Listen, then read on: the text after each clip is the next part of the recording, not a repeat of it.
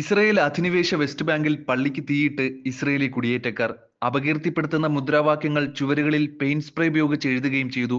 സംഭവസ്ഥലത്ത് നിന്ന് എടുത്ത സുരക്ഷാ വീഡിയോയിൽ മുഖംമൂടി ധരിച്ച ഒരാൾ മസ്ജിദിന്റെ ചുവരുകളിൽ സ്പ്രേ പെയിന്റ് ചെയ്യുന്നതായി കാണാം. ഭിത്തിയിൽ സ്പ്രേ ചെയ്ത സന്ദേശങ്ങളിൽ അറബികൾക്ക് മരണം, നീതിമാൻ പ്രതികാരം കാണുമ്പോൾ സന്തോഷിക്കും എന്നൊക്കെയുള്ള എബ്രായ ബൈബിളിലെ സങ്കീർത്തനങ്ങളുടെ ഉദ്ധരണികളും ഉൾപ്പെടുന്നു. സംഭവത്തിൽ വലിയ പ്രതിഷേധ തീയാണ് ഇസ്രയേലിൽ ഇരമ്പുന്നത്. മസ്ജിദിന് നേരെയുണ്ടായ ആക്രമണം ദൈവത്തിന്റെ വീടിന് നേരെയുള്ള ക്രിമിനൽ നടപടിയാണെന്ന് സാൽഫിറ്റ്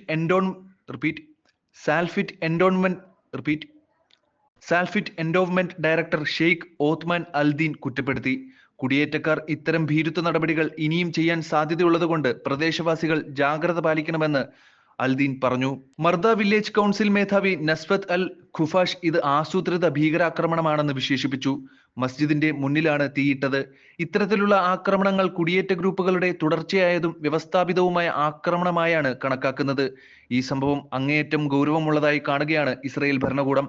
കഠിനമായ വിചാരണയ്ക്കായി കുറ്റവാളികളെ നിയമത്തിന് മുന്നിൽ കൊണ്ടുവരാൻ ദൃഢനിശ്ചയത്തോടെ പ്രവർത്തിക്കുമെന്നാണ് ഇസ്രയേൽ പോലീസും ഇസ്രയേൽ സുരക്ഷാ ഏജൻസിയായ ഷിൻബെറ്റ് സെക്യൂരിറ്റി സർവീസസും സംയുക്ത പ്രസ്താവനയിൽ പറഞ്ഞിരിക്കുന്നത്. അതേസമയം ഇസ്രയേലി ഇന്റലിജൻസിന്റെയും ഇസ്രയേൽ നേവിയുടെയും നേതൃത്വത്തിൽ ഇസ്രയേൽ വ്യോമസേനയുടെ യുദ്ധവിമാനങ്ങൾ യമന്റെ പടിഞ്ഞാറൻ തീരത്ത് ഒറ്റ രാത്രി കൊണ്ട് ഹൂതി തീവ്രവാദികളുടെ ലക്ഷ്യങ്ങൾ തകർത്തതായി സോഷ്യൽ മീഡിയ പ്ലാറ്റ്ഫോമായ എക്സിൽ പോസ്റ്റ് ചെയ്ത പ്രസ്താവനയിൽ ഇസ്രയേൽ ഡിഫൻസ് ഫോഴ്സ് റിപ്പോർട്ട് ചെയ്തു. ഇന്ധന എണ്ണ ടാങ്കുകൾ, 2 പവർ പ്ലാന്റുകൾ, 8 ഡഗ് ബോട്ടുകൾ എന്നിവ ഇടിച്ചതായി പ്രസ്താവനയിൽ പറയുന്നു. ലക്ഷ്യങ്ങൾ ആക്രമിക്കുന്നത് ഹൂതി സേനയുടെ സൈനിക പ്രവർത്തനങ്ങളെ സാരമായി ബാധിക്കുമെന്നും IDF പറഞ്ഞു. ഇറാന്റെ പിന്തുണയുള്ള ഹൂതി തീവ്രവാദികൾ ഇസ്രയേൽ രാഷ്ട്രത്തിന് നേരെ തുടരെയുള്ള ആക്രമണങ്ങൾ നടത്തിയിട്ടുണ്ടെന്നും രാജ്യത്തിന്റെ പ്രദേശത്തേക്ക് വിക്ഷേപിച്ചതായും IDF പറഞ്ഞു. പലസ്തീൻ അഭയാർത്ഥികൾക്കായുള്ള UN റിലീഫ് ആൻഡ് വർക്ക്സ് ഏജൻസിക്കുള്ള ധനസഹായം അവസാനിപ്പിക്കുന്നതായി വെള്ളിയാഴ്ച സ്വീഡനും പ്രഖ്യാപിച്ചു. ഗാസയിൽ പ്രവർത്തിക്കുന്നതിൽ നിന്ന് ഇസ്രയേലി നിയമനിർമ്മാതാക്കൾ ഏജൻസിയെ വിലക്കിയതിനെ തുടർന്നാണ് തീരുമാനമെന്ന് സ്വീഡന്റെ അന്താരാഷ്ട്ര സഹായ മേധാവി ബെഞ്ചമിൻ ദൌസ സ്വീഡിഷ് ടെലിവിഷനിൽ അറിയിച്ചു. UNRWA ഭീകരരുടെ മുന്നണിയാണെന്ന് ഇസ്രയേൽ പണ്ടേ അവകാശപ്പെട്ടിരുന്നു.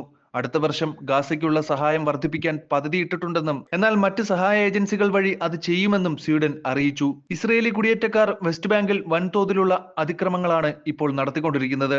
സർക്കാർ കണക്കുകൾ പ്രകാരം അൽ അക്സ മസ്ജിദിൽ കഴിഞ്ഞ ഒരു മാസത്തിനിടെ 20 റെയ്ഡുകളാണ് നടന്നത്.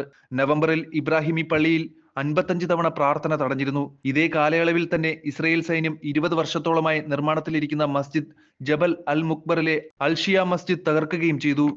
ഡിസംബർ ആദ്യവാരം ഇസ്രയേലി കുടിയേറ്റക്കാർ 2 വെസ്റ്റ് ബാങ്ക് പട്ടണങ്ങൾ ആക്രമിക്കുകയും വീടുകളും കാറുകളും കത്തിക്കുകയും ചെയ്തിരുന്നു. സൈന്യം അനധികൃത സെറ്റിൽമെന്റ് ഔട്ട്പോസ്റ്റ് ഒഴിപ്പിച്ചതിന് ശേഷം സംഭവത്തിൽ 8 പേരെ സൈന്യം അറസ്റ്റ് ചെയ്യുകയും ചെയ്തു.